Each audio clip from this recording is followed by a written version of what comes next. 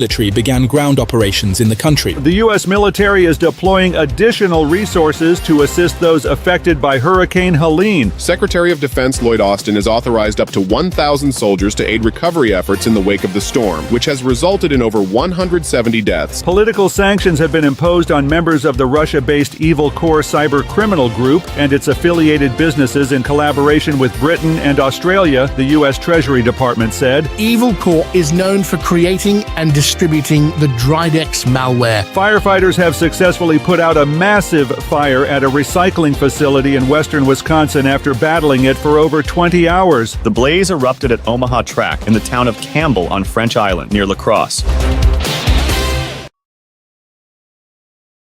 The opinions expressed on this program are those of the host or guest and should not be interpreted as statement of fact. Independent fact-checking and corrections are encouraged. Can we get a cup of coffee in here, please?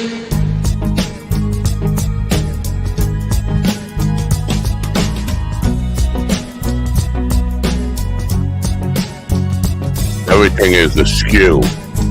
Askew. An S-K-U. Baba do. Baba deeba deeba do. Baba do. I don't know. Damn, and hot. My dog is your mind's best friend.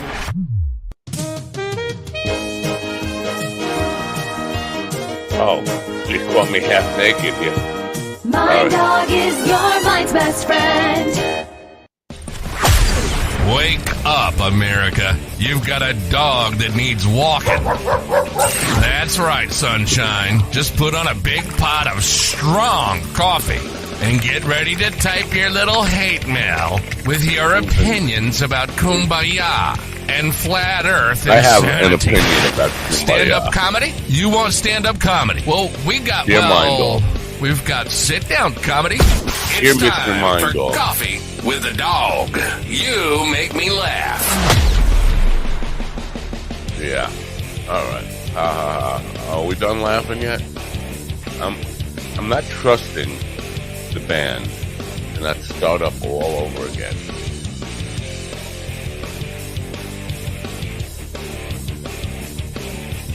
If they ever stop, they never stop. They just and Tom Sawyer, me pride, bobbity boop, bibbity ba. Oh, good morning, you people of Earth. I'm turning that right off on my own because I didn't want to trust it to not loop. Anyway, good morning, folks. It's Friday. We almost made it through another week. If we do today, if we get through this show, I think we are allowed to say we made it through another week. And congratulations to all of us. We all have a debt of gratitude. We need to say thank you to Mr. G.D. Fenderson for what he did to stop the dock worker strike, the longshoreman strike. You know, you say longshoreman, most people don't know what the hell you got to say dock workers. But G.D., he put some voodoo, he used his dreadlocks, and he went like, hello, I'm like a voodoo man now, and put a kibosh on the whole thing yesterday. So congratulations and thank you for doing that. And we'll talk a little bit about that. But in the meantime, somewhere in the conversation, in hour 2, we'll be talking to dead people, which is kind of like what we do every day, because I'm sorry to insult my audience here, but you're not much different. All it takes is a little dirt on top of you, and basically, I'm sorry, I'm just kidding. Dear Mr. Mind Dog, I actually got an email, Dear Mr. Mind Dog, and here's the thing. I'm at a point where I'm not sure which I would like to stop more. I'm not going to stop either one of them. But on one hand, I have this incredible, ugliness that I've created coming from YouTube. And on the other hand, I have podcast promoters coming from Facebook and Twitch. And I'd like all of them just to go away in some.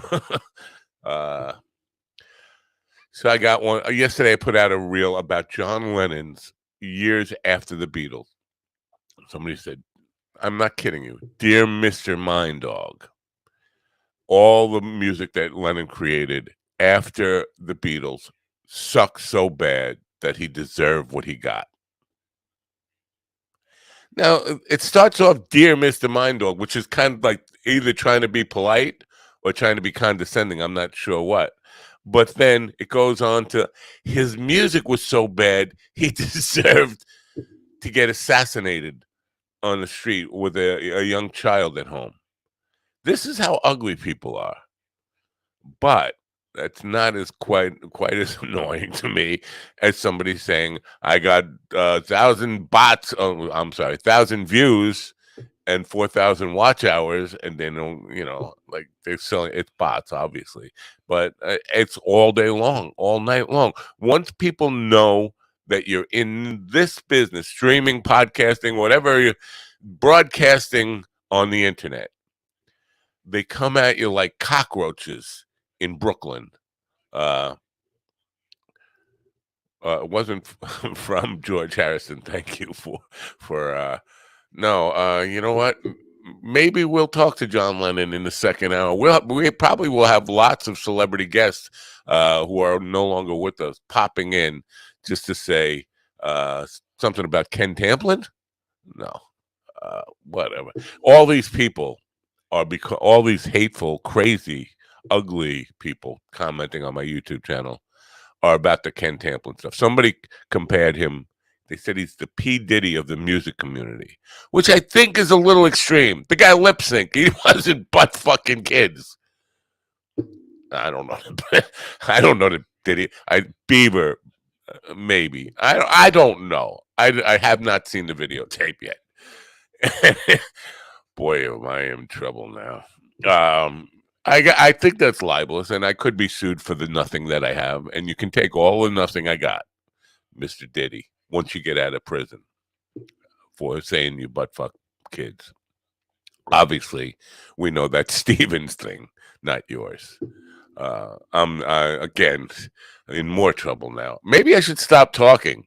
It comes a point when you should stop talking, and I passed that point long ago. Yeah.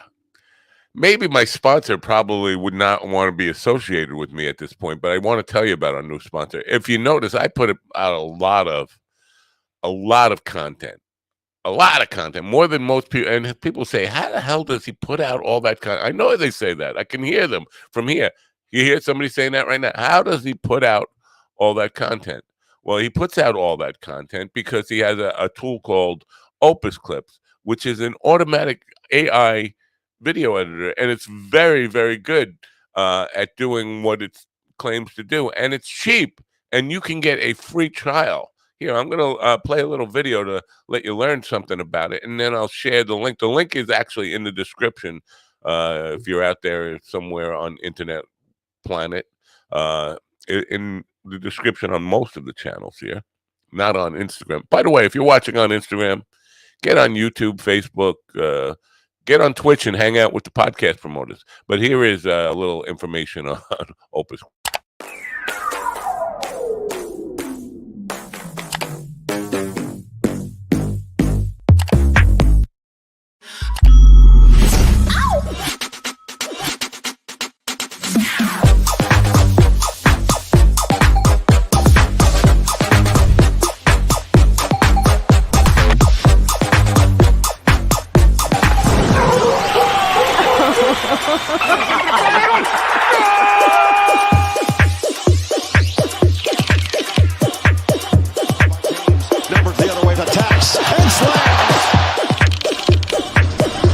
Dreams do come true.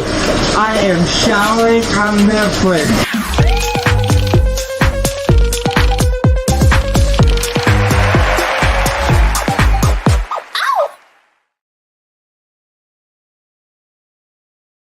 My screen. There you go. Ladies and gentlemen, in the room with me now, and in the wrong spot is, first of all, Stephen P. Diddy Ortiz, and you ale-dwelling butt monkey. Ron the We're on the AI parrot man, Kane, and my best friend of the last 37 years, to whom we owe a debt of gratitude for stopping the longshoreman strike, Mr. P.T. Barnum. P.T., good morning. Good morning, brothers and sisters. I did not write a script, but I do want to say good morning to my little friend here, Barry, the bondage bear. I want everybody to meet him because he's my newest addition to the family, to the blessings and blasphemy family. So yes. Now your friend GD, when I played that clip of Sam Ha with his little stuffed animal and he was kissing it, he said, "Why are you making us watch this?" Absolutely. Why would you make anybody watch that shit? That's beyond the pale. I have no fucking idea why you do that. That's rude. That's wrong. I should have looked and saw that. Now, what did you do with GD? Because I should have looked and seen that GD was not in that box. But you know what? Out of the corner of my eye, all you black guys look alike. Well, you think that they also look alike at the corner? Period. Any corner you put them on, they look alike. The corner with my problem. That's the problem. As soon as you put them on the corner, they all look alike. So I understand why out the corner of your eye you get that distortion. Yes, I get it. Yeah. The longshoreman strike was averted. What got me was I did not know until after the strike was averted that that guy we heard from the other day, "I will cripple you." I kind of probably guessed that guy was a Trump supporter and he's like up Trump's butt, like really big. Asked the union to pray for Trump.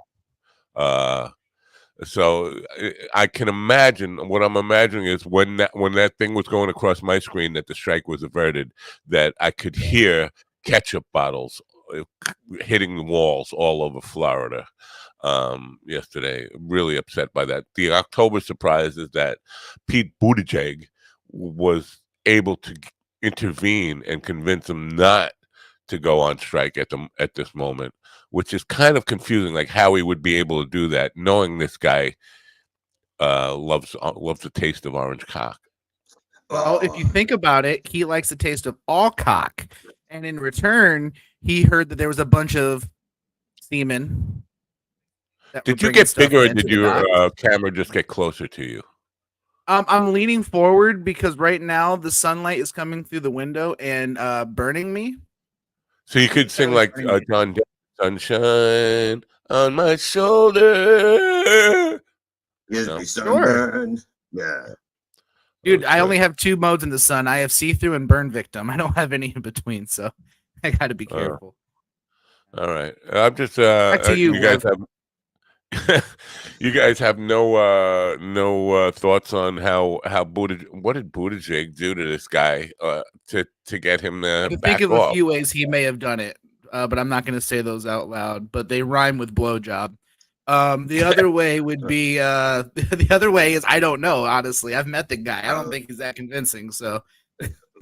Well, I think Buttigieg is an intelligent fella, Rhodes Scholar like myself. That means you were educated in the streets, Rhodes Scholar. So, so Pete Buttigieg probably said to Harold Daggett, that's his name. Daggett? Yeah, he said, Daggett, this strike is nonsense. You know, the reason why it works is because you have power, but also because people sympathize with you. Well, if you do this now and fuck up Christmas and Hanukkah and Kwanzaa and the election, and not only that, but all that shit coming in is going to help people in North Carolina, South Carolina, Georgia, Florida. They all need this shit. Those people are starving. Those people are dying. Those people need water. They need food.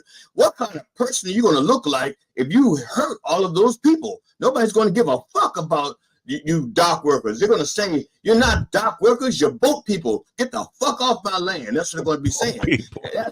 That's what Pete said. Dad, get this shit together. You can wait. You can wait till January. And so Daggett said, Pete? Actually, Daggett said this. There it is. Yeah, so I'm pretty I don't speak cottonmouth, which is a southern dialect, cottonmouth, but it was transcribed, and he said, "You're right, Pete. And get your finger up my ass. We'll wait till January." All right. Well, I do think that one thing I know about union presidents, Harold Daggett, or you can go the Teamsters guys and all. They're afraid of losing their union, and I think somehow Buttigieg convinced him that we will turn all your workers against you, because you got to keep in mind that they're going to be struggling just as much as anybody else if prices go up. And we can easily turn the tide of your own union against you, and then you won't be president of the union. I don't know if they've had pictures of this guy's house. He lives in a $7 million house, this Harold Daggett guy. That's the other thing. I honestly think that no union representative should look and live well beyond the means of the people he represents. Right. Well, what about like super church pastors? They do. Everyone thinks that's okay. Why can't the union guys? I wouldn't know. My opportunity to belong to a super church, I declined, which is why I'm a rogue agent now. So somebody like Mikey, who went out on Tuesday night and bought $1,500 worth of groceries. Well, see, I too have been excommunicated from a church recently, so I understand your pain. Oh, it's no pain. It was a relief. It was a relief. As soon as they let me go, actually, I didn't join. But as soon as we parted ways, I felt the freedom. I didn't have to worry about raising money all the time. I had to worry about being on TV every week and writing a sermon every week for millions of people. This way, I could just write a sermon every week for people, not millions of people.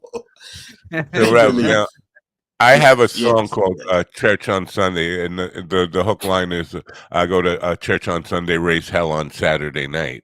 And it's about like pretty much the attitude of the Bible Belt. Is they're all in the bars and they're all sinning out on Saturday night, and they go to church on Sunday morning to kind of make themselves feel like, okay, I'm still a good person, even though I did some really deviant, really nasty shit last night.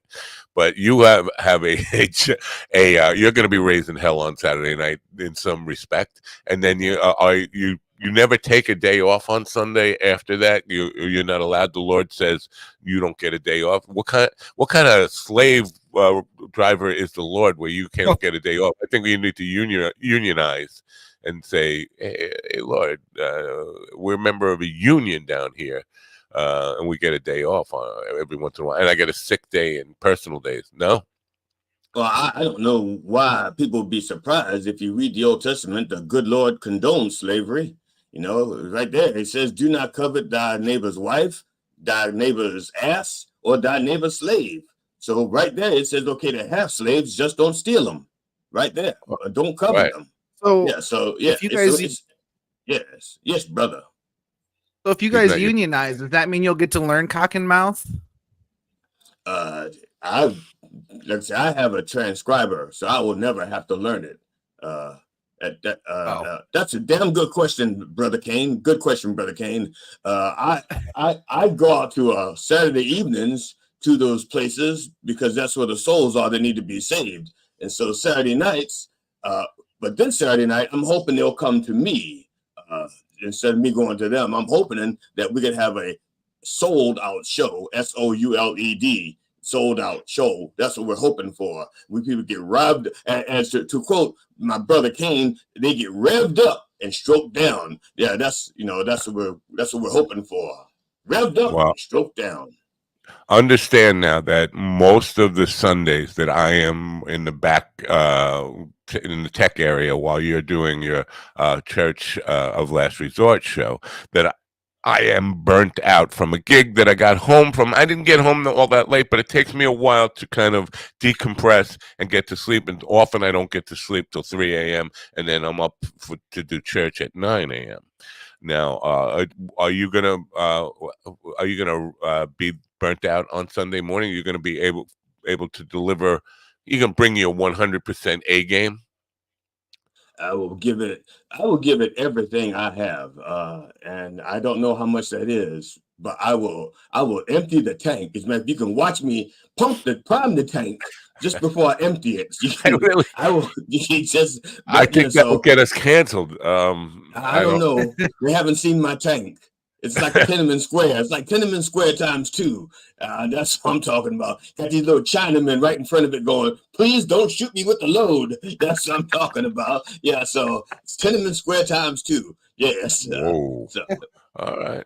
All right. We're good then. I was hoping actually you would say, no, I think I'm going to need to take a day off so I could oh yeah, take brother, if you are exhausted, you need to take a day off. You I know, just, the there's the one the Sunday I would just, but here's the thing. When I'm not waking up early because I'm not getting to sleep anyway. I still am suffering from some kind of weird insomnia that just won't go away. Even when I'm not, like, I have nothing to be stressed about. Last night I had nothing to be stressed about, but I still did not sleep. I can't sleep. It's Well, like, I think I mean the thing is usually when there's a lack of sleep, there's something going on in the subconscious. And forgive me, brother Matt, if I'm overstepping my bounds. If you think I'm overstepping my bounds, just tell me to fuck off, and then I will continue to overstep my no, bounds. So I cherish the insight here. Please let me know what you think about. I believe that you've been losing sleep over the idea that the woman showing up the later in the second hour is here to talk about communicating with the dead. And I think you have a lot of things that you in your past that you wish would just stay dead and buried, and you don't want her dredging them up. Even if she don't talk about them, she could attract them. See, because that's how it works. The mediums who talk to the dead, they just don't go out to graves knocking on little marble stones saying, "You in there? Or you up? You up? New tombstone. Who this? You You up?" know, They're there's some not a walking little around doing truth that. to the fact that all the people I grew up with, my closest friends, are all dead, and now I'm thinking if there really is an afterlife and they can see what I do and who I am really, they know that I lied to them their whole fucking life, and they know all my deepest, darkest secrets, and now they're ready to come through this woman and like expose me. So you're gonna As get a psychic phony. canceled. They're gonna basically say, he can't sing, he lip syncs, and then I'll be like, I well, fucking knew it. I knew it. why?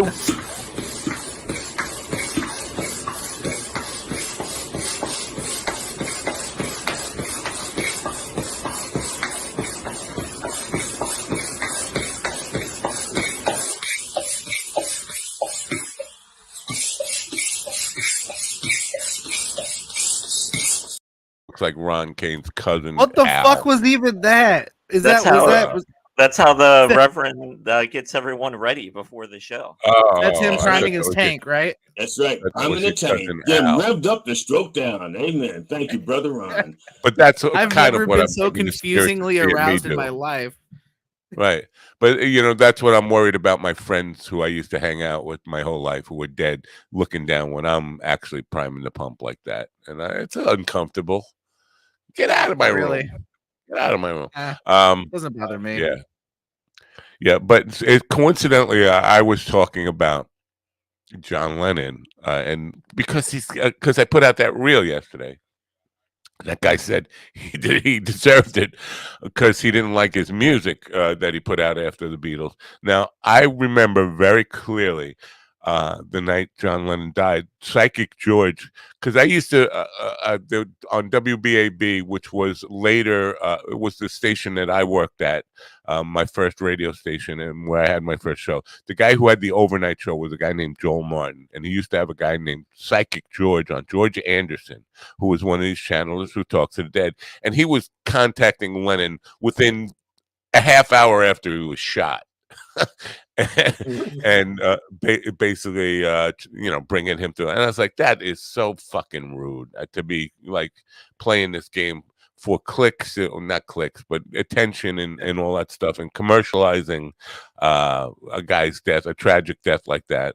But the psychics, and I kind of replaced Joel Martin as the guy having these fucking psychics on, but I would be like really tough on him. I don't plan on being really tough on this lady today. I plan on being open-minded, hearing what she has to say. I'm curious as to why she believes that I'm very curious about the difference between, or if there is any difference between, schizophrenia and this idea that you're hearing voices and hearing people talk to you. And because I do think they are very similar. If you talk to people with schizophrenia, they sound pretty much just like psychics in what they're hearing and what they're talking about. And I have talked to some of these channelers. She doesn't call herself a psychic, by the way. She calls herself a death doula, a death doula, a death doula.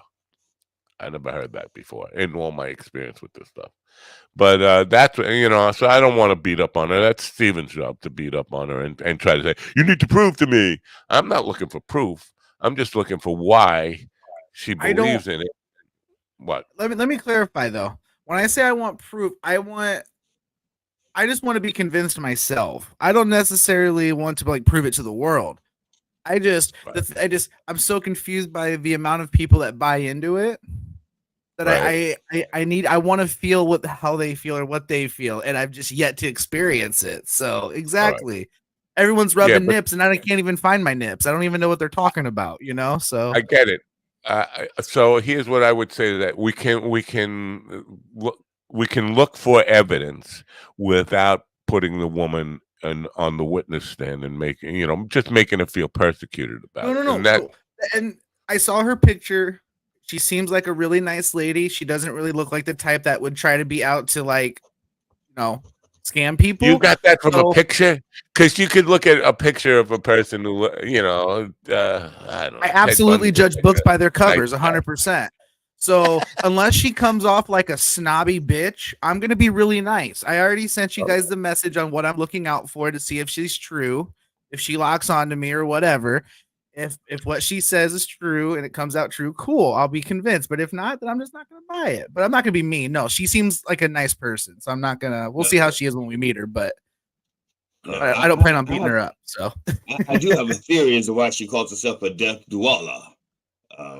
Because she's actually, it's funny how she's using that term, because a doula is actually basically a midwife. It's a person without obstetric training or baby training to help bring in a baby into life. So what she's trying to do is take somebody who died and help them, come forward. She's got her little spiritual forceps, and she's going to grab the dead thing by the head and just pull it through the other side. But in using that term doula, she's saying, I'm not trained. I have no training. I just grab it by the head and pull it out. Well, according to, I agree with that, because in all the keyword inspection stuff, it said all over death midwife, dying midwife, all this kind of stuff. But she does claim to have she has a dual master's degree in history and theology. She's been certified in sound bowl therapy. I hate to laugh at that, but it sounds. I've got some sound bowl going on. It usually sounds like a little crispy burning. I don't. Hey, I just got this from our research team. I just got an email from Beyond the Grave. Hey, I'm still dead here. You up? I enjoy voodoo, but you will have to excuse me and let me dig this cocksucker up. Wow. Yeah. That was weird. He was reading the computer screen while he was reading his email. That was weird. It's so weird, because he was reading that same computer screen while he appeared yesterday to me. He sent me a little thing of that where he said basically, Matt Napo, he guy needs some rest. I'm talking nursing home. The guy needs to play King of the Road for himself and blaze some weed. And I'm sure Nicolas Cage is radio. That's probably just his office, man. That's just probably why it seems like the same spot, because that's just where he's at when he's sending it out. And it's there 24/7. 365, kind of like all of us here. It's funny, but all the certifications that Ms. Helen have, none of that is official training in talking to dead people. The closest, you say sound ball therapy, because I can dig the sound ball therapy. I got that going right here. See, you get these balls right here, and you rub them just so, and they make sound. Yeah, I don't know. Well, again, some of these things she says she's certified in, like hypnosis. I don't even believe hypnosis is a real thing. So who's doing the certifying, the certification there? The National Yeah. Guild of Hypnotists. I know them, and they believe what they teach is real. I don't, and I am certified. I'm a certified hypnotist, but I'm certified in something I don't believe in. I have a friend who's a certified forensic humorist. I don't know what the fuck that means. I just know that that's what he does. You know, But who do you know he who got trained. certified him? At least with the hypnotist stuff, I know who certified the National Guild of Hypnotists in Nashua, New Hampshire, certified Yeah, me. yeah. Who, who, According to GD, he was certified by the powers invested in the McGooby's Comedy Club. But it's funny that after he got certified, he got certified there as a certified forensic humorist in front of witnesses and everything. There was like 40, 50, 60 witnesses when it happened. And then he got blackballed because he just got too big for his wasn't he born with britches. black balls? No. He was born with little tiny beige balls. Little tiny beige balls. So that's different from blue balls. Oh, definitely.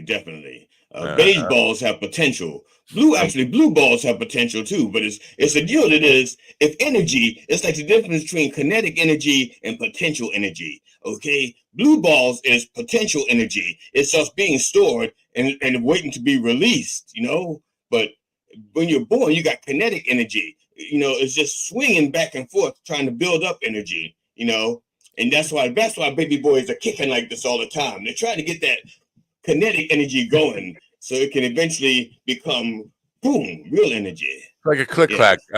Steven, you know what a click clack is? Like the toy?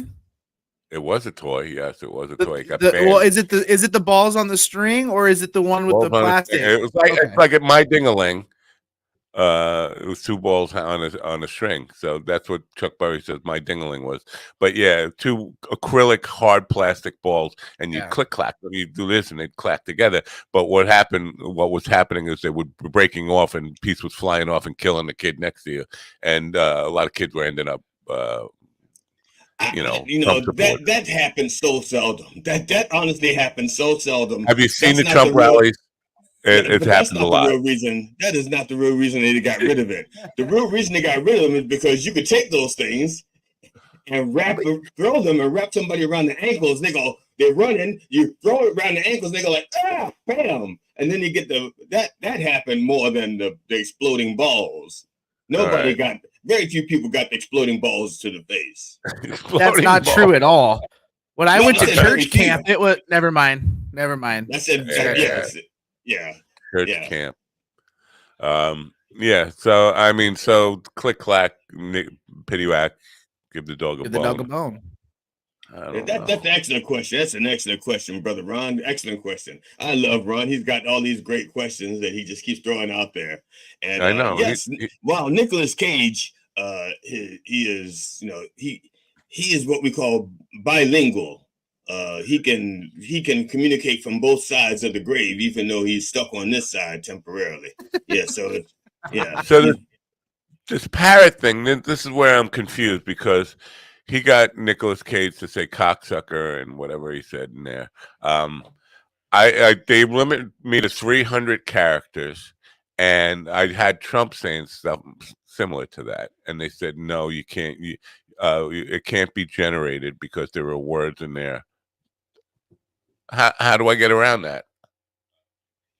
I don't think Ron's going to tell you. Unmute yourself, brother Ron. Unmute yourself. I don't know what you're saying, but I don't have that problem. I get them to say whatever I want.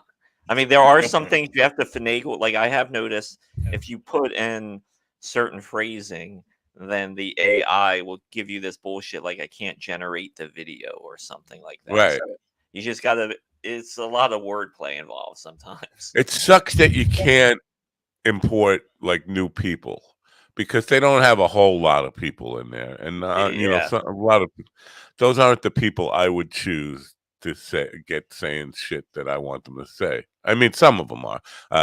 Morgan Freeman, obviously, that would one or two things. Nicolas Cage is probably endless, but and Rogan, of course.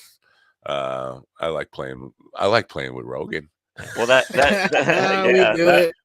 yeah, I have. Wait, Man, I love partial birth abortions. I got this elk seasoning from a raccoon that was on my property. Do you know that raccoons will jerk you off, man?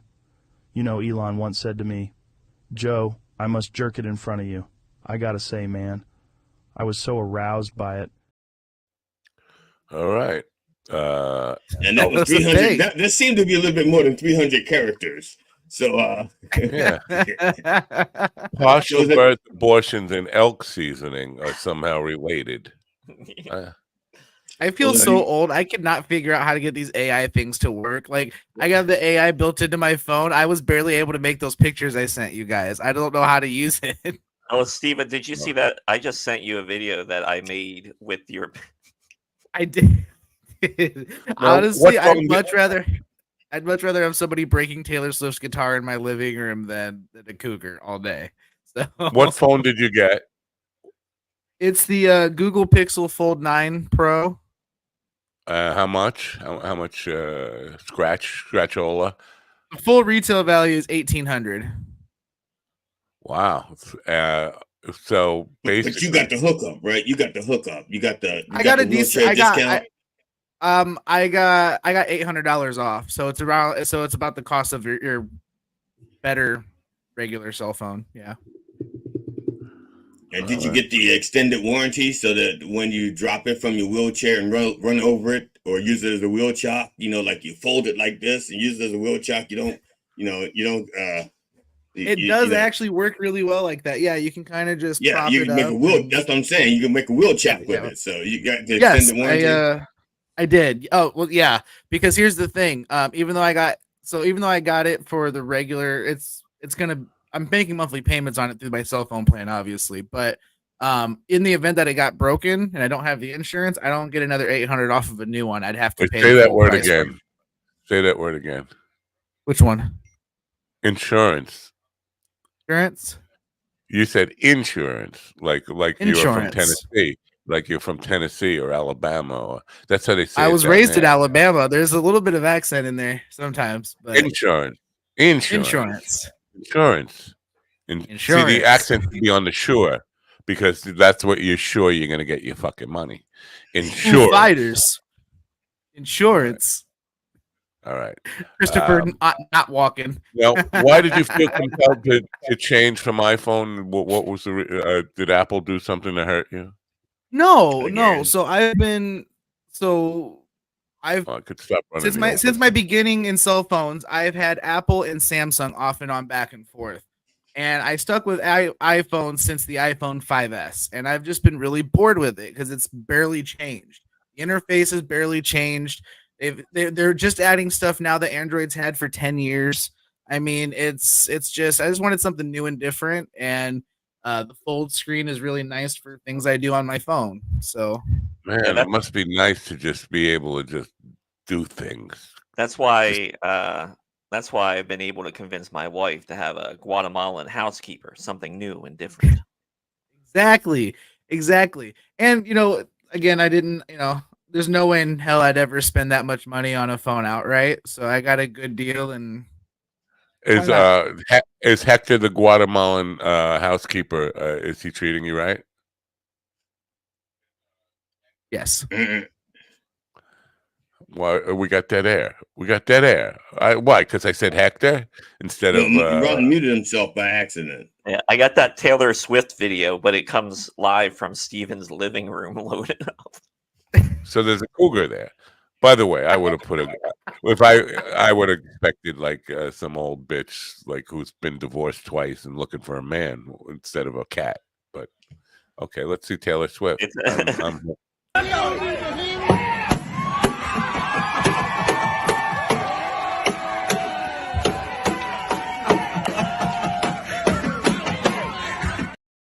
Now, there's very little difference between that and the previous video we saw.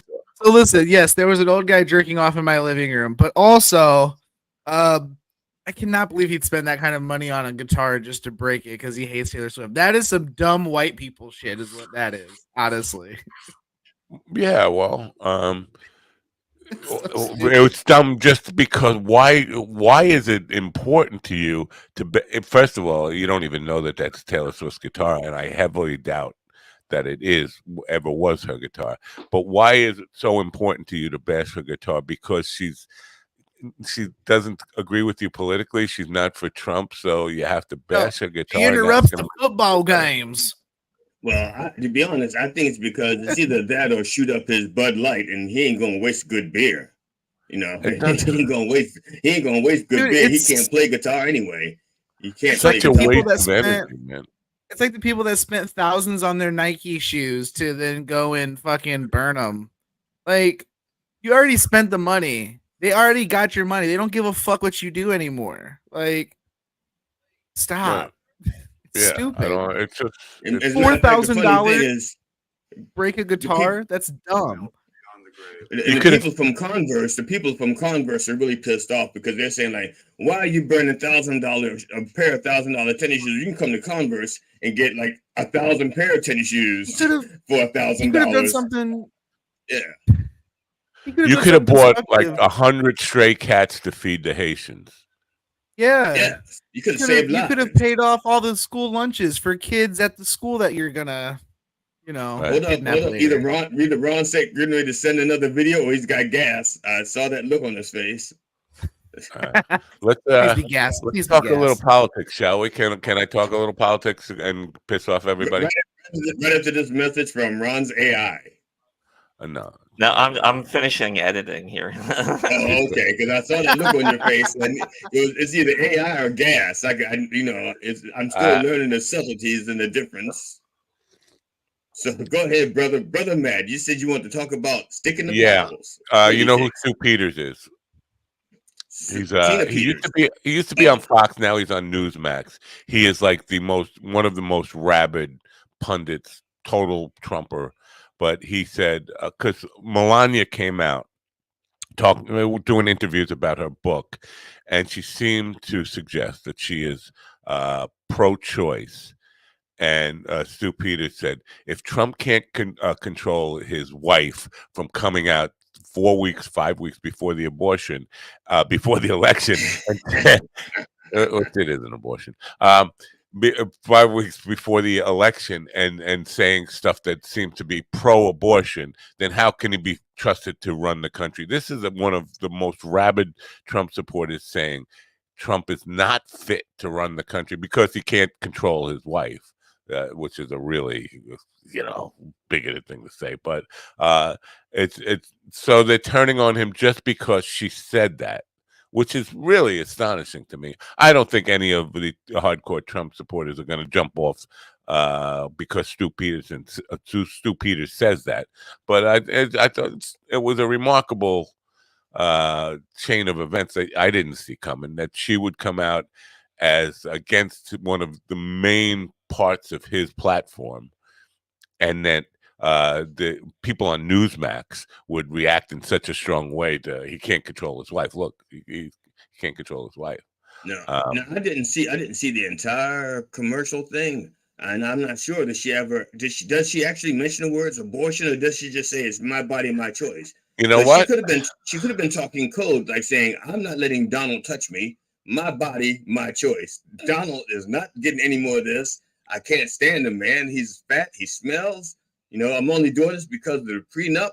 And, if I had a better lawyer, I wouldn't even be seen in the same country with that fat fuck. I should be clear that I didn't even hear a word she said about. I was taking Stu Peters' word for it, but other people on both sides of this thing have both said that that's what she said. Words that suggested, and I don't know what the words were. Yeah, see, she's because my understand. If I remember correctly, she says like her body, her choice, what she wants to do with her body. Nobody should tell her to do with her body. But I don't think like I said, I could be wrong, because I didn't see the whole thing. She could have started off with the word abortion, my body, I don't know. I didn't see the whole thing. But if she never said the word abortion, I think she's just talking code to Donald. I'm just saying, my body, I'm not sleeping with you. Don't touch me. I didn't say yes. I'm saying no. My body, my choice. Stay away. Right. Now, this woman, Tina Peters, Tina What? Tina Peters. Yeah, she got 9 was it years. Tiny Peters or Tina. Right. So she they had a tape of her talking about how impossible the one night she spent in jail was. The food was, they couldn't, mattresses.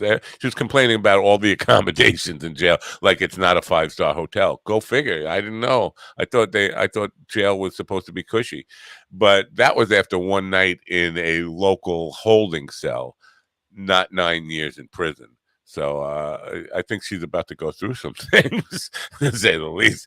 9 years. If she wasn't already white, I'd say that she was going to be that she was going to go gray, but she's probably just going to go bald. Yeah. Sorry, Matt.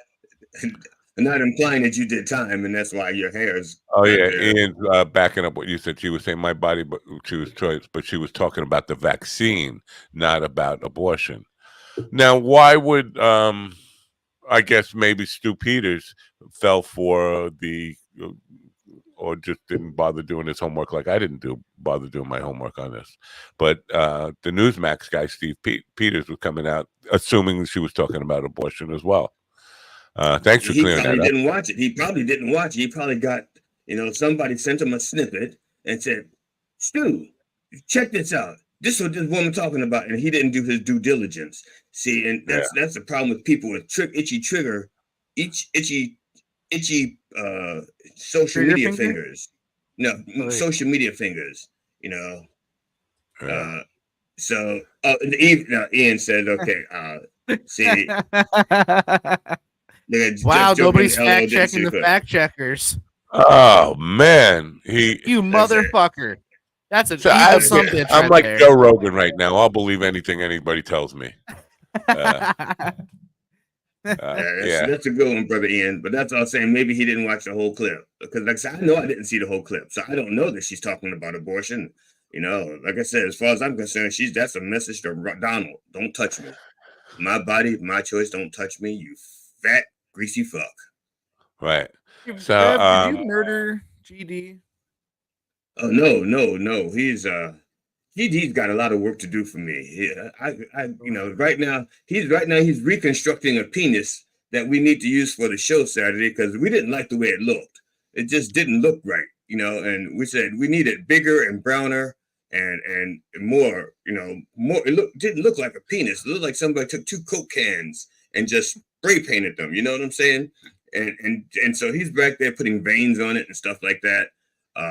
Makes sense. And yeah, do you pay GD more than I pay him?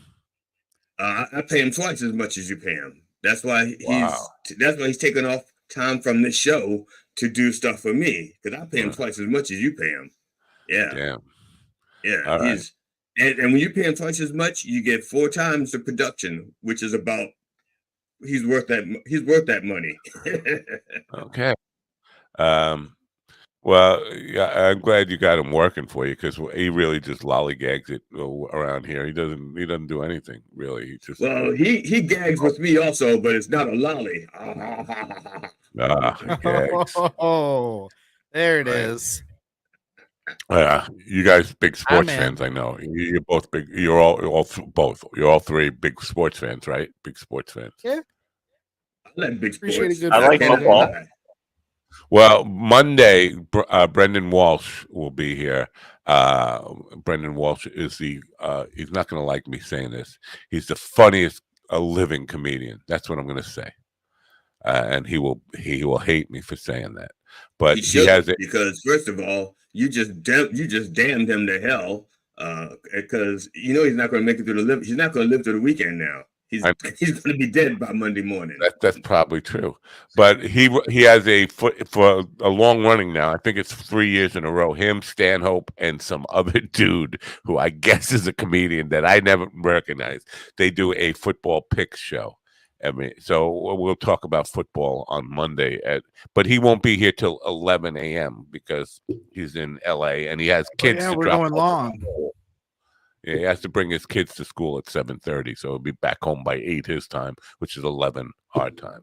So, and I didn't want to pre-tape it because pre-taping isn't the same. It's watching a fucking video. Then you're not. Yeah, pre-taping is just basically a bad tuck job. Yeah, right. when you pre-tape. So he's going to be talking about football. And here's the thing: with all the controversy about Pete Rose, I still am on this betting stuff because football. Nobody seems to care about how much gambling is in football, right? Everybody just takes it for granted that we can gamble on football. They talk about the line spread all the time in football, all that stuff. It's kind of like an accepted thing to bet on football. But God forbid you bet on baseball. You're like the fucking devil. You're banned for life. You're just like an evil person. And it doesn't make any sense to me. I know it's not as much fun to bet on baseball. Get to the points in the most boring podcast B-Man and Stanhope do. I'm not into sports bets. Okay. Yeah, but it's not just about the picks. They do talk about some of the nonsense that goes on. And even if you're But not into anal, you should try it occasionally. Come on, mix it up, man. yeah, they do talk about like guy who seeing their cocks in their uniforms and all that kind of stuff. There it The goes. biggest? That's how it starts. Yeah, exactly. But First thing you know, you're looking at dicks and pants. Next thing you know, you're betting over unders. Let's go. Yeah. Let's talk blatant eroticism. As he pumps and I get solid like a rock. This reminds me why love is so important, not just as a man, but as a society of humanoid savages. I am not at full staff. Please give me that shop vac right now. I want to say that Nick Cage, whatever anti-aging stuff he's using is very good because he still looks very young. He definitely looks like he's coming to us from like 2014. He's probably close to my age, not quite my age, but he's probably up there, at least in his late 50s, maybe early 60s, right? I think 60s. Well, first of all, everybody knows that Nicolas Cage made a deal with the devil. If they've ever seen Ghost Rider, they know he made a deal with the devil. That's why he's staying young. I mean, come on. He's 60 years old. Yeah. But the reason I was talking about sports, I even brought it up, is last night the Mets beat the Milwaukee Brewers, and I could have sworn, and now this is where I think my dementia is kicking in big. I could have sworn that was only the second game, and they lost the night before, so that would mean they're tying the series. Did I miss? They were already tied. No, you missed a game because I think the Mets won the first game, and then the Brewers won the second game, and it tied up, and then the Mets. Yeah, you missed. Yeah. You missed you were probably gigging, or twerking, or tweaking, whatever it is what DTs. It could have been DTs. Right. So that would explain it. Because I saw last night that they won, and I was like, oh, good for them. They tied it up, and then people saying they advanced to the NLDS, and I was like, what? What am I on planet dementia again? Like, what happened to me? And that explains it. I am on planet dementia. Yeah. I had the same. I had a very similar. I could have. There's this game that was supposed to come out, and it apparently came out 2 months ago, and I didn't know about it. And I had thought I had pre-ordered it, and they had released and then had been pulled off the shelves. I thought I was having some Mandela effect situation. Scary. I think I had dementia too by proxy. With that in mind, that was game 3, and it was tied up, and they were behind in the 9th inning, and then the polar bear dude hit a 3-run home run, Pete Alonso. That is like that's like a Kurt Gibson moment. Well, not quite like Kurt. I don't know if you know what I'm even talking about, but Kurt Gibson with the limping up and hit the home run to win it in the 9th for the Dodgers years ago in the 80s. It was like, well, the Mets don't usually do that. I mean, they come from behind late stuff. That's not the Mets. So it's good for my Met fan friends. They're excited. They got something to really a great moment. Good for them. And if you're in Milwaukee, when you're underestimated, when you're in sports and you're underestimated, you have two choices. You can either buy into it and say we don't belong here, or you can just relax and say nobody expects us. Let's just rip it. God was on our side. God wanted him to hit that home run, right? I'm not one to believe. It was either God or John Lennon. I'm not sure. It was just angels in the outfield. Yeah, I think it was John Lennon. John Lennon. Because to be honest, God doesn't even watch baseball. Shit, God lives forever, and baseball takes too long for him. My God, he's lazy. Yeah. God ain't got the time to be watching those fucking baseball games. They just last too damn long. God is like, really? I'd rather watch a polo match.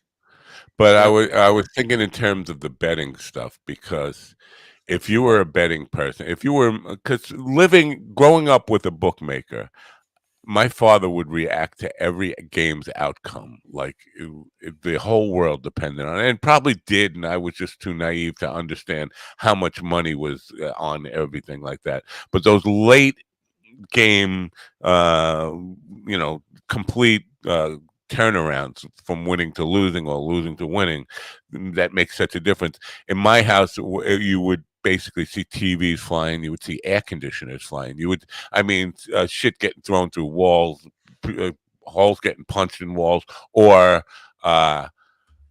everybody's getting a new for me it was a new stereo, a new guitar, things like that. I mean, based on how a game went, like it was either Party City or duck and hide under furniture.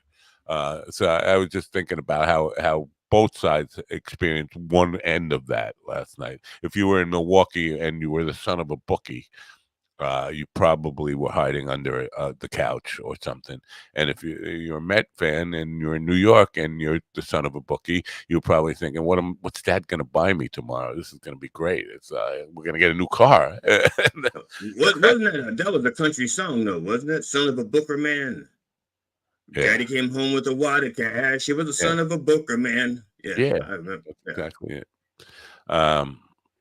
Yes, I know. I guess I should, if I'm gonna comment on this, I should really know that it was the third game.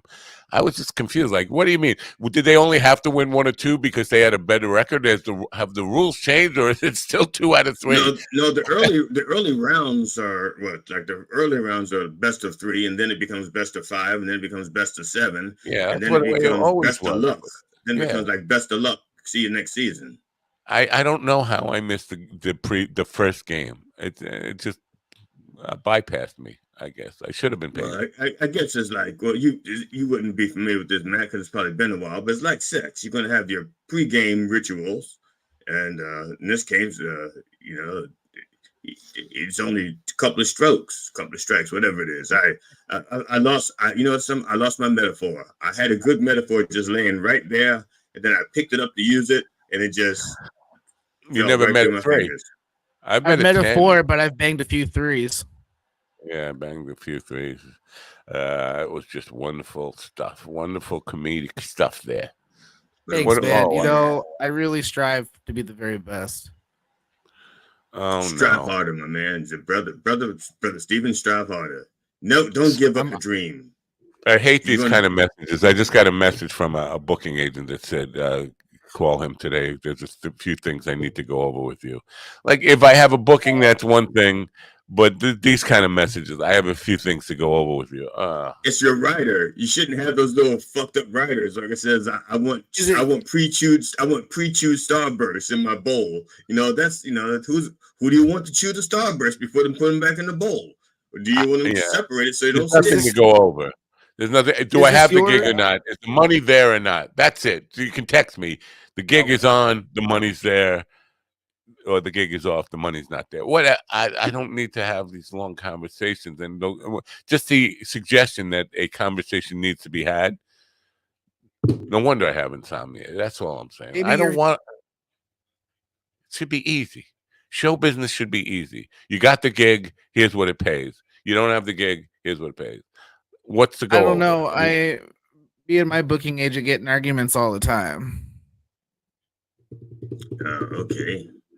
What's it like to have a booking agent? I don't know. I have several. I usually just look at the mirror and call myself names until I hate myself, and then I go to bed. That's usually what the conversation consists of. Oh, okay. Yeah. I can appreciate that. I have people call me all the time looking in the mirror. I don't even know. Look at that. Ron is brother Ron. That's a good question, but you should unmute yourself. Ron's up to no good. You need to unmute yourself so everybody can hear you. The thing is Ron isn't just sitting there quiet like normal. You can tell he's working on something the whole time, and it's making me nervous. You don't see him smile that much. You don't see Ron smile that much. Yeah. You're not the one who's going to get sued over this. Why are you, sir? Why are you nervous? I'm the one who's going to get the lawsuit.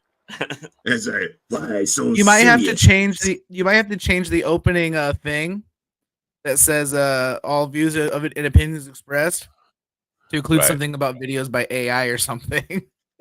All right. We have to get to news really quick, and then we'll meet our guest, and we'll maybe get to talk to some dead people or something. Maybe. Let's listen to the news first.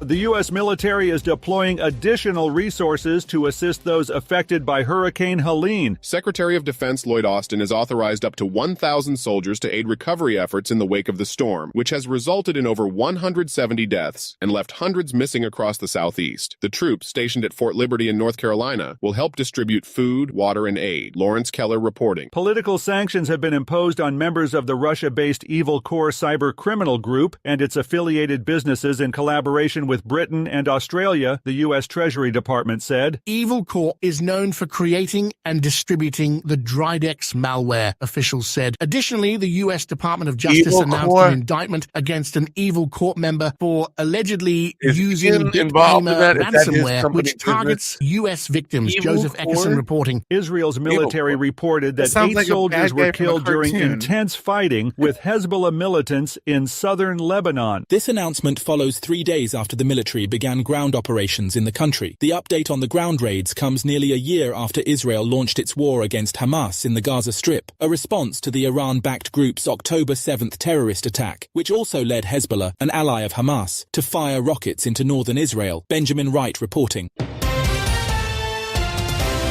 This is the latest news headlines. You got more, or should I bomb you? Not, well, maybe I shouldn't say bomb in this context.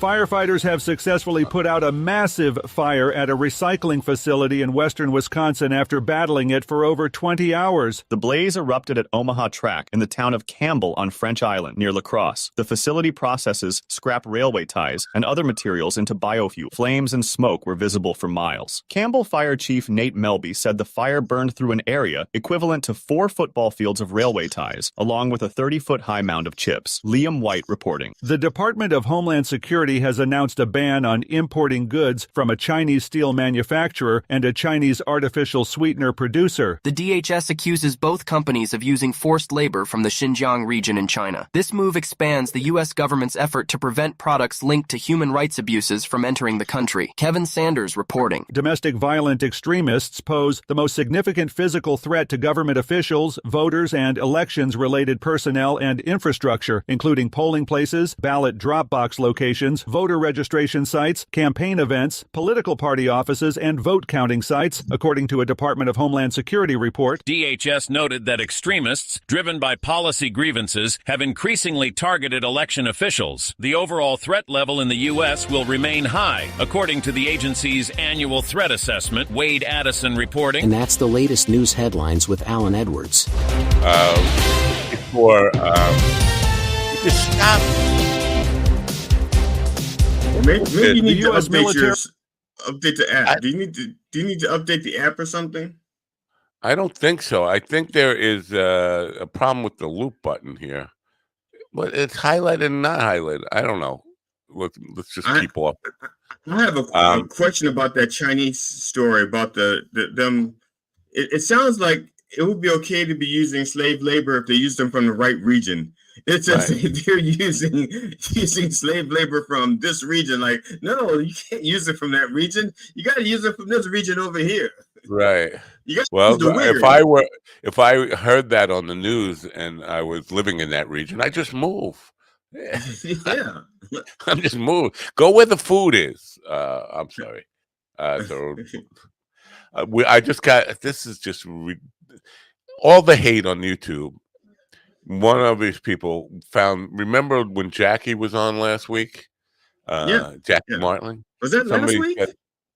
Somebody said in a comment on that video, this video is CCP level propaganda. CCP? With Jackie Martling about whatever we were talking about. What's CCP mean? Joke. CCP is the old Soviet Union. No, that's CCCP. Oh yeah. So what is CCP? I don't know. College people. No, I think she meant 3CP, but she only 3CP. Okay. Only because they're all capitals. Yeah. Okay. I think she meant 3CP, but Soviet Union propaganda channels. But what were we talking about with Jackie that could even come close to qualifying for that? I'm trying to think now, and I can't think of any part of that conversation that's even remotely commie. This is the thing. I have created this vortex of negative and hateful comments coming at me, and people are just looking. Oh, yeah, that could be. People are just looking for stuff to be angry about me, towards me, and I just because of a singer who was lip syncing, who I said was probably lip syncing. All I said was the evidence presented was inconclusive. That's all I said about it. Now that was enough to inspire so much hate. It's unbelievable. I mean, I'm not kidding when I say it inspired 40,000 views and probably a few thousand negative comments. Just because. Well, have you tried to experiment? Do they see your face in these videos? Have you tried substituting Steven's face instead of your face and see if it's just your face that they're Should I do Nicolas Cage? Should I do Nicolas Cage making the argument for me? Yeah, try that. You should try that. Just have Nicolas Cage do it. But matter of fact, have Ron have Nicolas Cage do it. I think we are at a place in society where, because this is the point I'm making. We do have to get to Gretchen, but I think we are at a place where we have so many people who have really empty lives and nothing better to do, that this is their main way of feeling better about themselves, is going on social media and leaving negative comments about somebody else. And I just wonder, like, how do they move on with the rest of their day thinking, I'm a good person now. I just tore that person down and made them feel like shit for actually existing. Well, because it's easy, and there is now like so many people just screaming into the void. People will say anything in the hopes that you'll pay attention to them. Right. Pay attention to me. That's what I don't stop. I want to stop being invisible. How do I stop being invisible? By getting attention by saying something really negative. I don't know. Well, they should stop screaming into the void and start screaming into their microphone if they want to be heard. Right. I mean, that's ridiculous. Oh, trust me, everyone has a podcast now. Ironically, there is no sound in the void. The only reason I even went down into this rabbit hole was to address the pile-on. It wasn't to address the lip syncing of this vocal coach. None of that. I don't care about that stuff. I cared about this tendency for us to just recruit people and make it a dog pile on the rabbit, a gang up cyberbullying type of thing, and so I took the cyberbullying a little bit off of him and put it onto me. That's all I managed to do with that. But unfortunately, I'm not gonna put a gun in my mouth over it. But it is But if you did put a gun in your mouth, you might get more likes. No, I definitely would. Definitely. Oh my God! Hey, listen, negative comments and all that still helps the algorithm. So you're still gonna it's still gonna bring people towards us. So. All right, Ron is stealing my spot here as we get prepared to bring in. I'll get Helen Gretchen Jones is a compassionate death doula, if I'm pronouncing doula correctly, intuitive and channeler who writes about. My screen went down. Writes about shared death experiences. I think you said that wrong, man. I think it's the doula oblongata. I think that's what it is. Well, I said that earlier. Don't take. Oh, you weren't here. Can I finish reading this so we can get her in here? Yeah, sure. Why don't you finish reading it? Don't let us interrupt you. Him. Yeah. Don't let us interrupt you. Keep reading. Yeah, she writes about shared death experiences with the essence of spiritual consciousness. Her writing focuses on fostering loving connections with oneself and others, and her work emphasizes trusting personal experiences and teachings. She channels from Team In Spirit, known as A Team, like George Papard. Uh, Good morning, was Helen. a Gretchen. reboot. It is Gretchen, right? I wasn't sure if it's Helen, Gretchen. Good morning. Good morning. How are you? I'm okay. I guess I'm a little. I haven't slept in 100 years, but I'm okay. Thanks for being here. Now I'm gonna tell you that the guy right up above me with the hat, the funny looking guy, the guy who looks like a criminal. He is a criminal. He's a hardcore skeptic, and but he desperately wants to be convinced that there's something bigger than us out there. They just give you forewarning. So the rest of us, Ron's probably not all that open-minded, but I think GD and I are open-minded and interested in the subject. So if we could start, doula has been in all the keyword suggestions has been suggested as death midwife. Can you explain a little bit more about what it is that a doula truly does? Sure. Well, most people are familiar with the birth doula. They help bring life into the world, and a death doula helps people exit the world. And with our big changing shifts in our healthcare system, nurses used to fill that role. They used to sit with patients bedside, and they had more time to do that. And now they have so much more paperwork and red tape that they have to navigate through that there is a need for people to come and sit with people who are dying. So you work in hospice? I work in hospice. I work with private clients, and I also volunteer with NODA, which stands for No One Dies Alone. It's a hospital-based program for people who don't have family. Maybe they never had kids, or maybe they've burned all their bridges. But there are people every day in hospitals dying alone. Well, yeah, I was thinking about this dying alone stuff this morning, and I think that's my fate, to be honest with you. I think that's what's going to happen to me. But I was at my original best friend's bedside, and this was a person who I looked up to my whole life. He was a couple of years older than me, but he was not afraid of anything. And this was like 14 years ago now. I was at his bedside. His wife was standing also by his bedside, and he said, "I'm scared." And she said, "Scared of what?" And he said, "Scared of dying." And for me, that was a life-changing experience because he had never been afraid of anything. And this is what the thing I looked up to him most about was his fearlessness. And he was facing death. He was certain he was going to be dying within a day or so.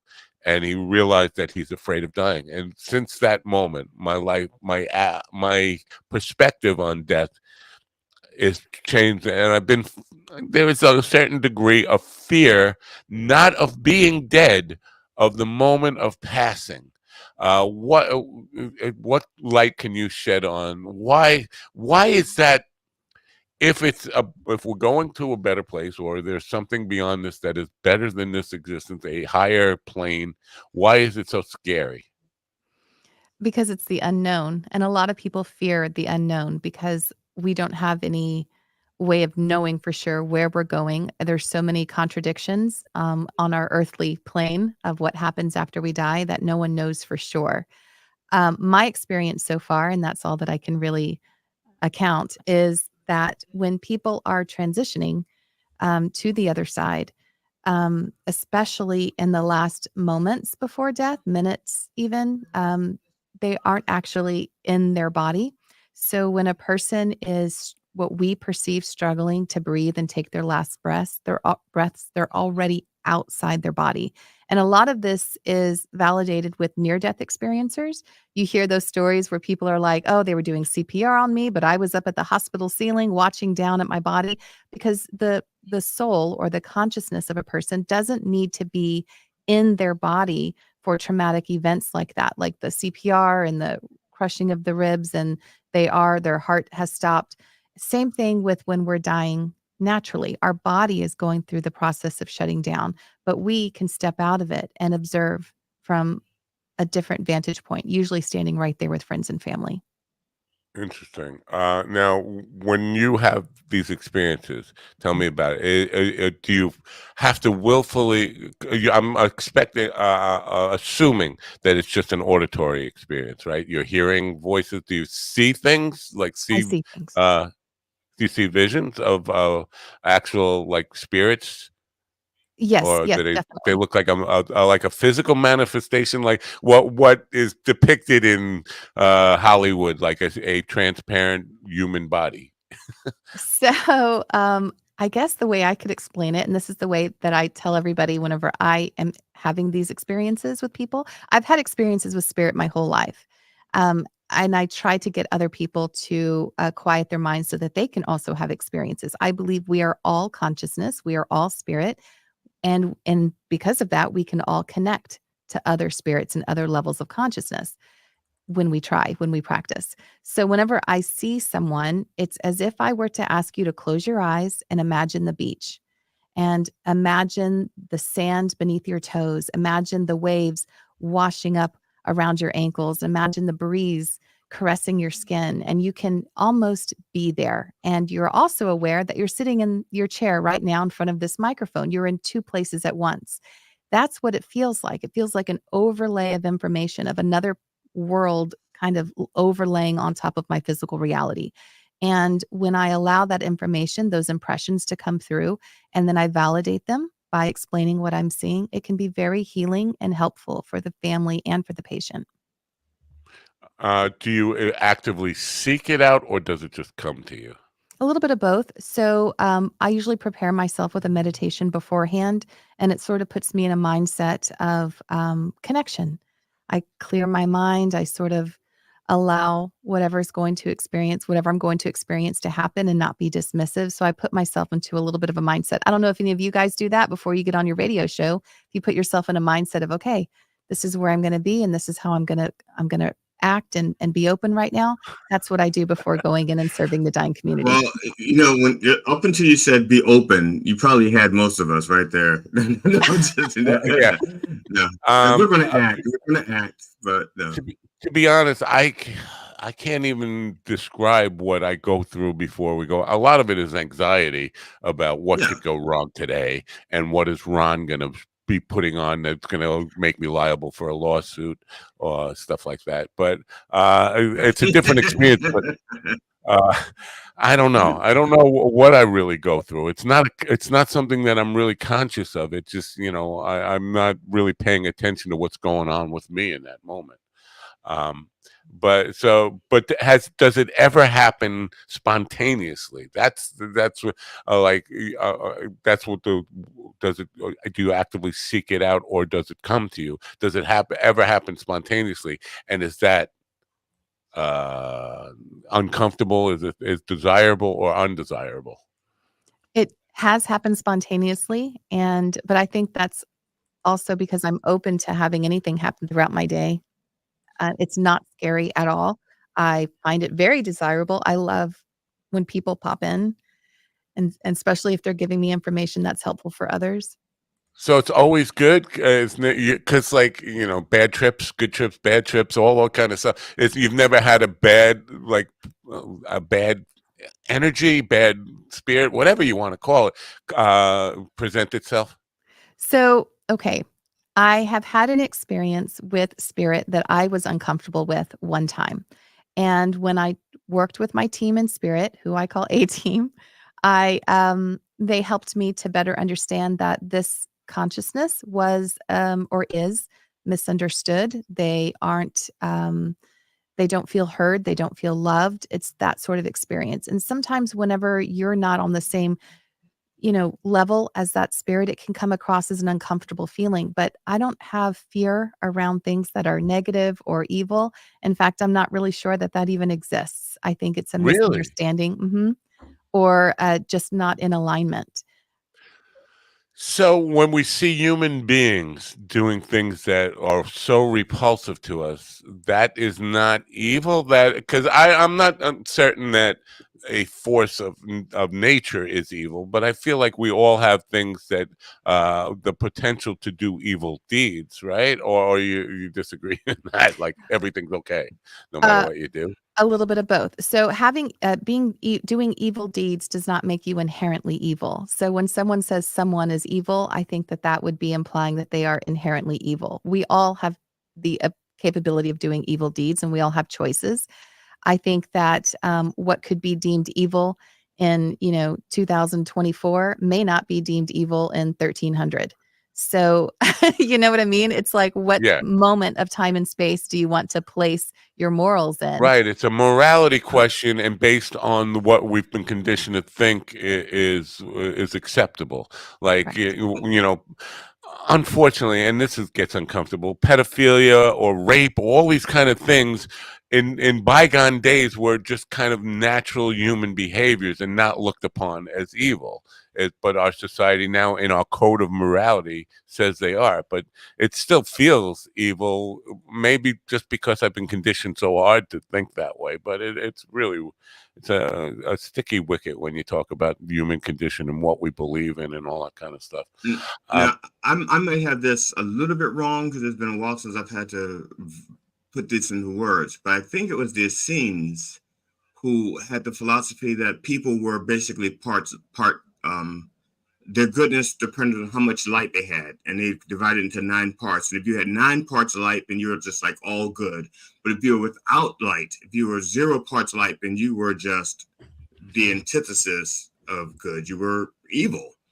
Right. So that it was there. I mean, it's been around for a long time. Now, I don't know.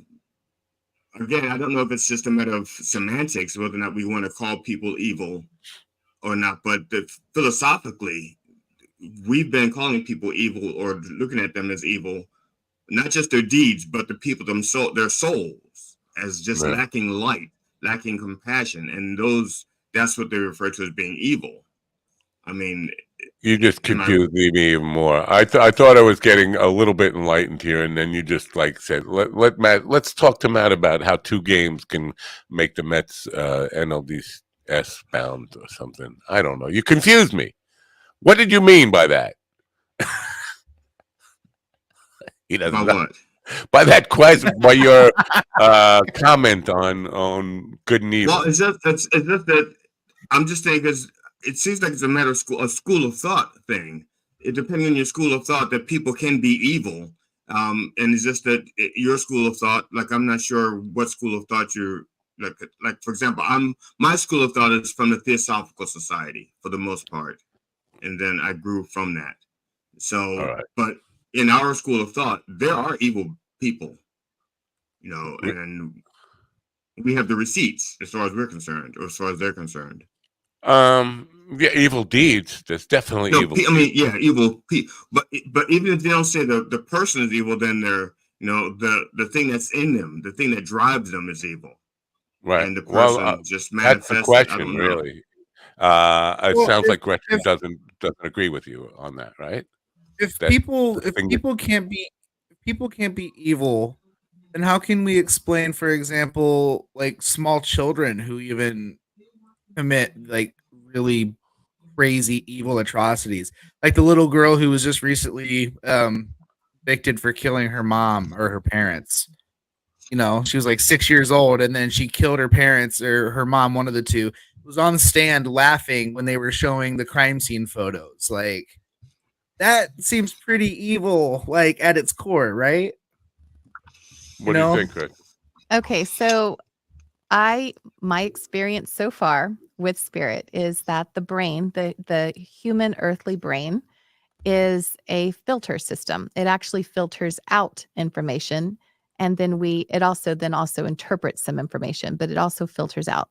Sometimes there are imbalances in the brain, and that still does not make a person inherently evil on a soul level. It makes their human person not in alignment to the moral standards of today's code of ethics, but on a soul level, they are loved and valued just as much as every other person on this planet. We're a collective, after all. If you can't, but Christianity is based on the fact that I'm sorry. Go ahead. Can you be inherently good then? I think that we're inherently neutral. I think that we can do good things and we can do bad things, but I think that we just are. And then we have experiences when we come into physical form of things we want to try out for the sake of experiencing it. And those things can bring joy. When you feel joy, that is the closest vibration to love that we can get, and unconditional love. So I have children and I love them unconditionally. That's what I believe. But I've had experiences where I have these shared death experiences and I'm sitting with people in spirit And I love them so much that I don't have expectations for them. Whereas for my children, I do. I'm like, okay, this is what I want you to do. This is where I want you to go. I hope that one day you'll go to college, that sort of thing. But when I'm with a person in spirit, I don't care what they did ever in any of their past experiences, which some people call past lives or future lives. It doesn't matter. They're all experiences. It doesn't matter. They are so loved Even if and I they love hurt them. you, even if they hurt you personally very badly, wounded you. Absolutely. Oh, Wow, my that human or on a soul level? My human would be very angry and would need to process those emotions, but my soul self would understand that this was an experience. wow. Now, I sort of I agree wholeheartedly that let's just say for sake of argument that the human experience has several planes, and that the higher planes are the without evil or good. They just exist, and it's just energy, and energy is neither good nor bad. But as you slower the vibration and frequencies, and you get down closer to astral plane and physical plane, um, we um, like for example, you just said I don't believe I don't believe in unconditional love, at least on this plane, and that's Right. because on this plane, my kids, if they weren't my kids, they would do some stuff, and I'm like, there's no way another kid I would love them. Okay, and the condition that I still love you is that you're my kid. Right. Okay, if you were another kid doing this, I wouldn't love you. So I don't believe in unconditional love on this plane. I believe accepting, turning the other cheek, adapting your philosophy so you don't kill the little brat. But Yeah, I don't believe in unconditional love I tend on to this agree with level. GD on this. I feel like as human beings, we are always setting conditions, but Yes. I don't really I don't live in this spiritual realm. I live in the physical realm almost all the time. I mean, I connecting with spirit is not something I'm really either not blessed with the ability to do, or somehow consciously rejecting it or resisting it, and all that kind of stuff. So, what I experience on the human level is we always set conditions on everything that we do. So I don't know. Let me ask you this, because I'm fearful about the moment of death, and we established that already. Have you ever, from all these experiences you have, anybody ever just come through and say, "There's nothing to be afraid of in that moment. It's not as bad as you're making it out to be," or because if I would think if it weren't something really horrific, somebody would have come to reassure you and say, "Tell people, I know everybody's afraid of dying." Not so much be afraid of being dead. Everybody's afraid. A lot of people are afraid of dying. Tell them it's not such a bad thing. I went through it. It's cool. It's kind of. Anybody ever say that to you? All the time. All the Really? time. Absolutely. All the time. I have All people. right, I In feel fact, better already. I get that all the time. People, the moments before the actual dying process is not as scary, or we put so much fear around it. It's the buildup, sort of like getting on a roller coaster ride. It's all that anticipation beforehand, but actually doing it, it's fine. So it's Yeah. sort of what they've told me, though, my team in spirit, is that actually being born is harder than dying. Oh, I don't doubt that. I So don't doubt that. That's like trauma, like, right? yeah, not to give you another fear, but deciding to come back to a different physical experience, the being birthing process and coming into the world where you feel compressed into a body and you feel limited and there's resistance. That's a lot harder. And look, you did it. You guys are all here. So Well, My it's back was funny. broken at birth. Being born sucked. I can't being imagine how born dying's sucks. gonna be then. And I have Dying's people much on this. easier. I have people on this plane that tell me that dying is okay, not to be afraid, and then they follow the statement with "And can I have your guitars when you're gone?" Right, So, so it's like, death is okay, let go. And can I have your guitars So many people I know who talk about they're ready to die. They're ready to die. And I have said those words pretty much for the last couple of years. As I start to get older, I start to say, yeah, I'm ready to be dead. But so I do work with a lot of older people. I spend a lot of time in nursing homes, hospice, assisted living programs. And at the moment of death, a lot of people become fearful and are not ready to die all of a sudden. They've been ready to die for 20 years. The moment gets there and they're just overwhelmed with fear and trepidation about what's to come. So it's really hard, even though I can hear those words that you're saying on a intellectual level. It's really hard to take that in and really feel it on a spiritual level. Like, okay, it's all going to be okay, whatever happens. It's a difficult thing to kind of prepare yourself for, and I don't know why. Well, my Um, experience has been, though, that people, when they are diagnosed, say, with a terminal illness, and they're like, at first they go through the process, they're angry, they try to stop it. What can we do to change things? But when they finally accept that they're going to be dying, they come to terms with it by saying, okay, what can I do? I'm going to get all my affairs in order. And then they become fearful. Then there becomes, when everything's kind of done and they're sitting around waiting to die, that's when the fear really sets in for them. But in the few days before they actually transition, in the day or two, uh, especially for women, and I know that shouldn't matter, but I journal all of these facts just to keep track of things.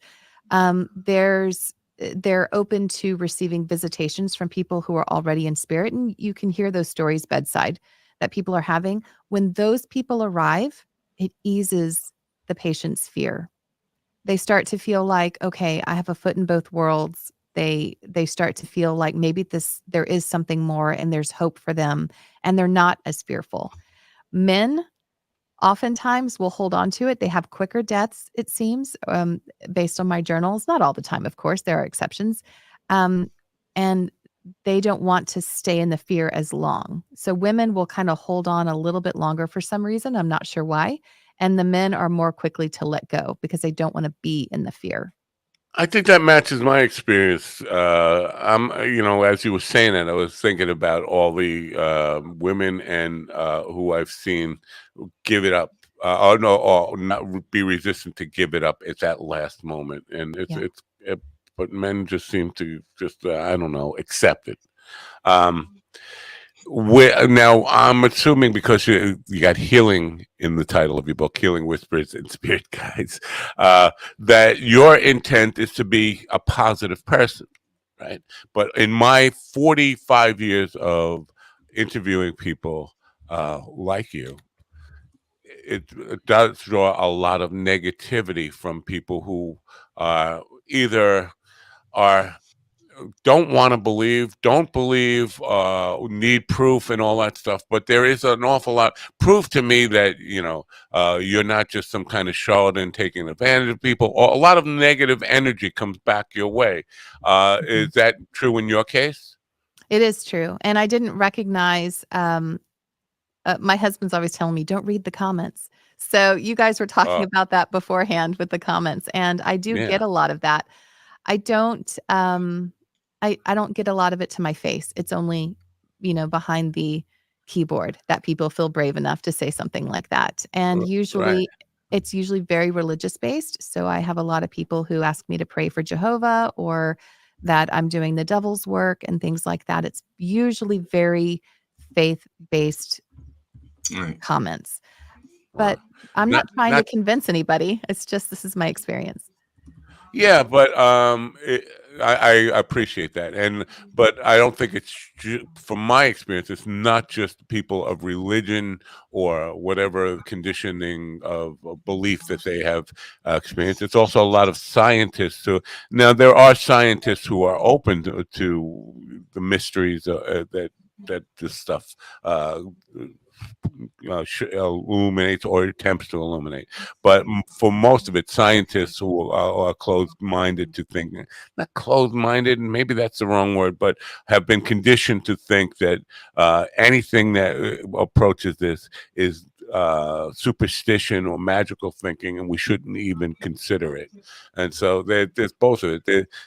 There's the religious people and the scientific people.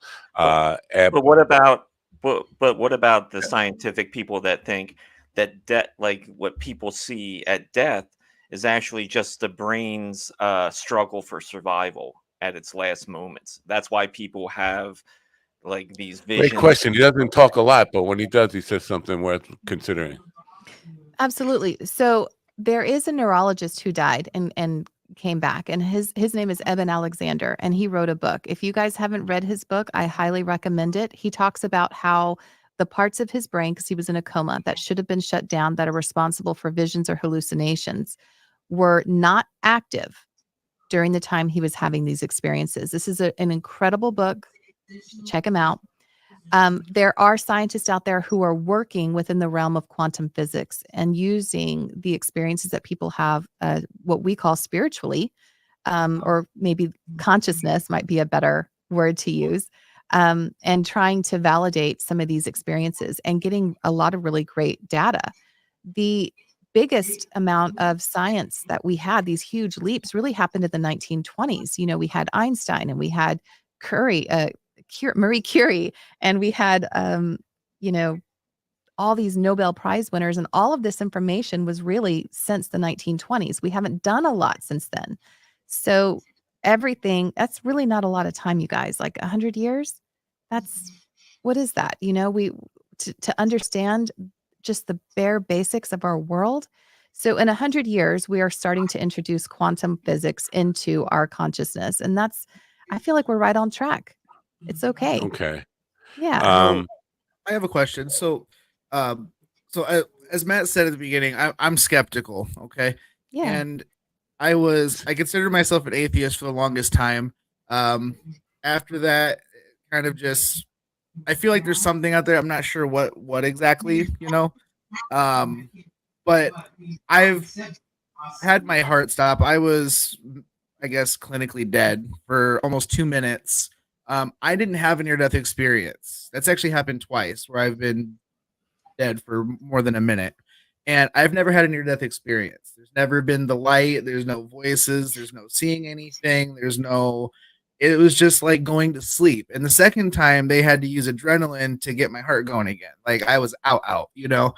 So like I've just never had the experiences. Now I'm open to it. I've read a lot of studies, and like you said, a lot of scientists have been gaining interest in it.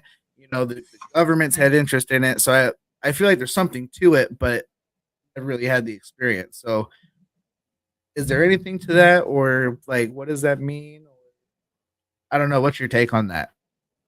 So I heard someone tell a story recently, and they were saying, gosh, I would give anything if my daughter can have the spiritual experiences that I'm having. And Spirit then replied, or their voice or whatever is out there, right, replied with, why would you ever want to take away the experience that they came here to have? So whatever experience that you came here to have may not include a awareness around having spiritual or conscious experiences. I would sit with you and I would say, okay, you broke your back coming into this world as a baby. You've died twice. You are very physically focused. That's amazing. What are you doing on this physical plane? What is part of your reason for being here? Your teachings. What are you using your voice for? I would really focus with you mostly. If I would. Well, okay, so entertainment and bringing other people joy and bringing a lighthearted experience. But if I were to sit with you, I would sit down and really focus on the big picture, the overarching themes of your life. Not everybody is a spiritual seeker.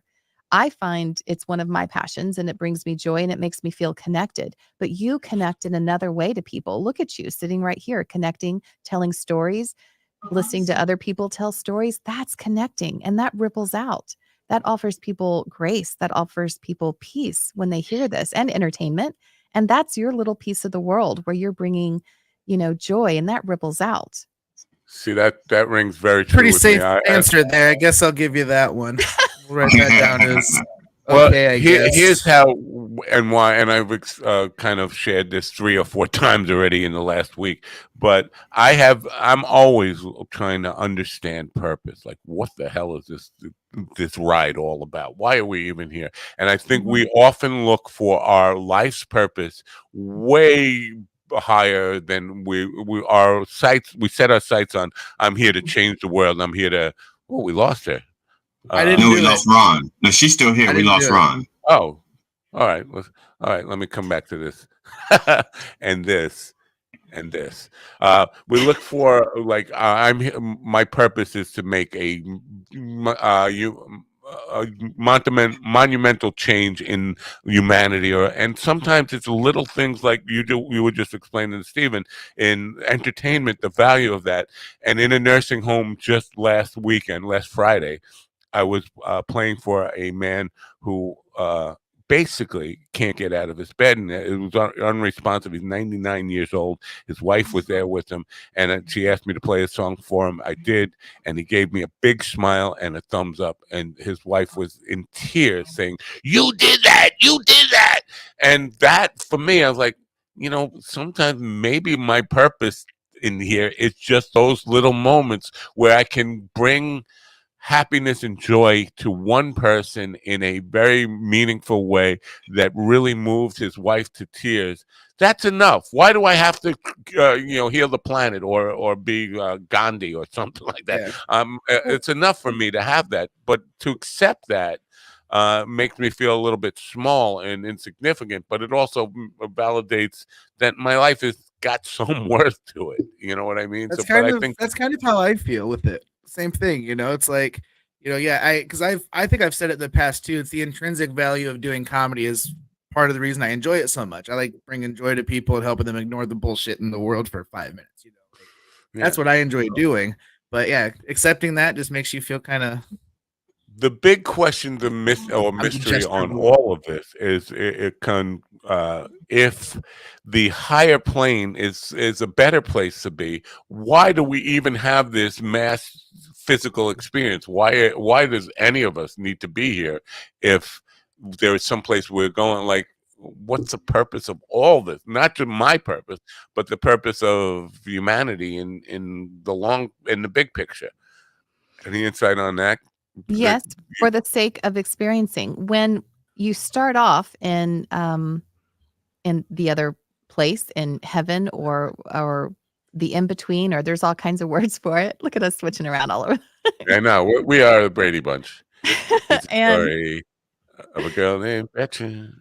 we start off there, then we choose to have a physical experience, because in the physical experience, that's where we can experience anger, hurt, love, joy, all of these things that we may not get to experience when we're there, which, by the way, is really here, just on a different level of vibration. But it's sort of like whenever I'm having a hard time, the challenges in life, and I'm feeling angry or upset or resentful in any way, I tune into my team in spirit, and they say, "Wow, you get to experience that. Look at what you get to feel." And that's sort of a reminder. And now we come here because we want to experience it. Otherwise, we'd get pretty bored, really. Like, imagine if you're just like one life and you don't get to have all these incredible physical experiences. So here, when you come into a physical form, you get to experience challenges and something different, and you get to have the journey. And what's cool about being on Earth is there's a beginning and an end. When you're not in a physical form, there is no beginning and end. So here we have time. We use it as a tool, time and space, so that we can actually put an end to our physical existence so we can return. So yes, absolutely. We come here for the sake of experiencing. So one of the questions that I used to be a minister, and one of the questions that used to be asked of me that I didn't really have an answer for. Well, actually, my answer was, I don't know. People would, like, in the beginning, there were, let's say, 2 people. I'm just saying, according to Christian tradition, there were 2 people, but all of these souls were out there. Adam and Eve, they had souls, and then there's more and more people. Now we have like 8 billion people on the planet, assuming they all have souls. There's 8 billion souls. Where do new souls come from, or are they already out there? Let's say there are 25 billion souls. and we're just going to cap out at 25 billion people because there's not 25 billion and one souls. You know what I'm saying? That's all. So That's kind of where I was going to go too. It's this idea in reincarnation. Basically is what you were alluding to. The math doesn't quite add up. Okay.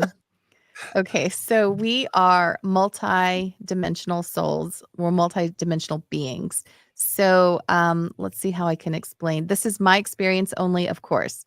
So how do you guys feel about aliens? How do you guys feel about other planets, alternate dimensions, any of that information? All of those people are souls. So yeah. How do I feel about that is confused, but go ahead. Well, let's assume that we are not the only planet with life in our universe. And let's assume that there are other dimensions or planes of existence where there are other souls. Well, maybe you were an alien.